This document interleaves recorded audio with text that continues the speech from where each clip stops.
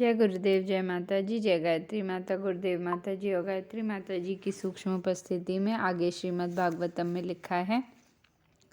सामान्यतः दुखी जन्म मद बुद्धिमान तथा जिज्ञासु मनुष्य जिन्होंने कुछ पुण्य कर्म किए हैं वे श्री भगवान की पूजा करते हैं या पूजा करना प्रारंभ करते हैं। अन्य मनुष्य जो दुष्कर्म से ही फलते फूलते हैं, चाहे वे जिस स्तर के भी हों, माया द्वारा भ्रमित होने के कारण श्री भगवान के पास नहीं पहुंच पाते। अतएव पुण्यात्मा के लिए संकट आने पर श्री भगवान के चरण कमलों का आश्रय लेने के अलावा अन्य कोई विकल्प नहीं होता। श्री भगवान के चरण कमलों का निरंतर स्मरण करने का अर्थ है जन्म मृत्यु से छूटने की तैयारी करना। अतः भले ही तथाकथित आपत्तियां आएं, उनका स्वागत है, क्योंकि वे हमें श्री भगवान के स्मरण का अवसर प्रदान करती हैं, जिनका अर्थ है मुक्ति। जिसने अविद्या के सागर को पार करने हेतु सर्वोत्तम नाव के समान श्री भगवान के चरण कमलों की शरण ली है, वह उतनी ही सरलता से मुक्ति प्राप्त करता है जितनी सरलता से बिछड़े के खूर के निशान को लांघा जा सकता है। ऐसे मनुष्य भागवत धाम में रहने के अधिकारी हैं और उन्हें ऐसे स्थान से कोई उद्देश्य नहीं रह जाता जहाँ पग पग पर संकट हो। श्रीमद् भागवत गीता में श्री भगवान ने इस भौतिक जगत को आपत्तियों से भरा कष्टप्रद स्थान बताया है। अल्पज्ञानी व्यक्ति इन आपत्तियों के साथ समझौता करने की योग्यता बनाते हैं, लेकिन वे जानते नहीं हैं कि इस स्थान की प्रकृति ही विपत्ति भरी है।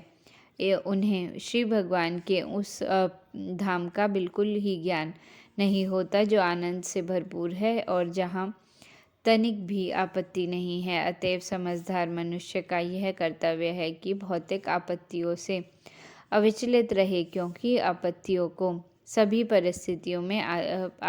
तो सभी परिस्थितियों में आती ही रहती हैं।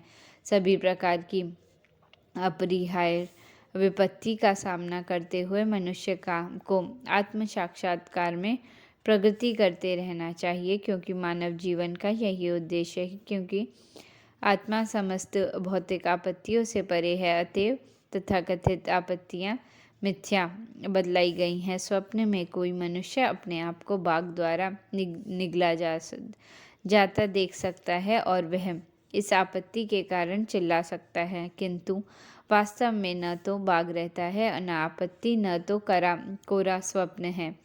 इसी प्रकार जीवन की सभी आपत्तियां स्वप्न तुल्य कही जाती हैं। यदि कोई भाग्यवश भक्तिमय सेवा द्वारा श्री भगवान का सानिध्य प्राप्त कर सकता है तो लाभ ही लाभ है। नवधा भक्ति में से किसी एक के द्वारा प्राप्त किए जाने वाला श्री भगवान का सानिध्य भगवत धाम जाने की दिशा में एक कदम आगे बढ़ने के समान है।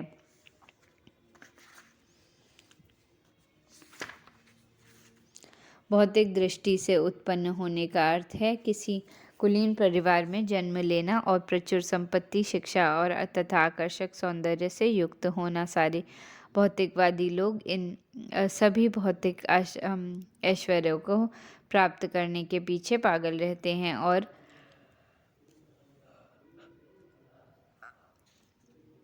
इसी को भौतिक सभ्यता की उन्नति कहा जाता है। लेकिन परिणाम यह होता है कि इन समस्त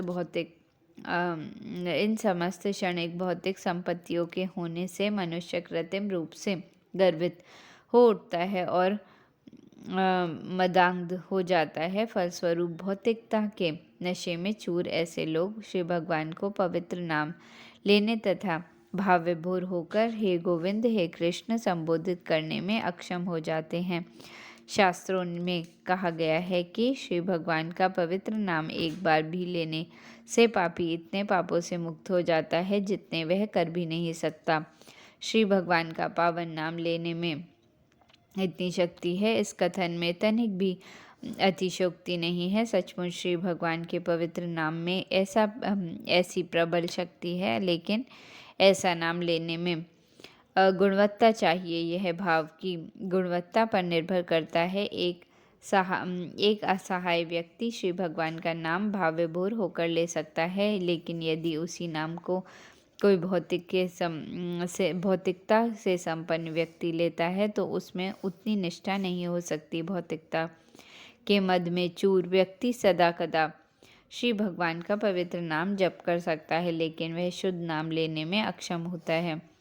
अतएव भौतिक उन्नति के 4 सिद्धांत हैं: उच्च कुल संपत्ति, उच्च शिक्षा तथा आकर्षक सौंदर्य। ये चारों आध्यात्मिक उन्नति के पथ में अग्रसर होने हेतु मानो अयोग्यताएं हैं।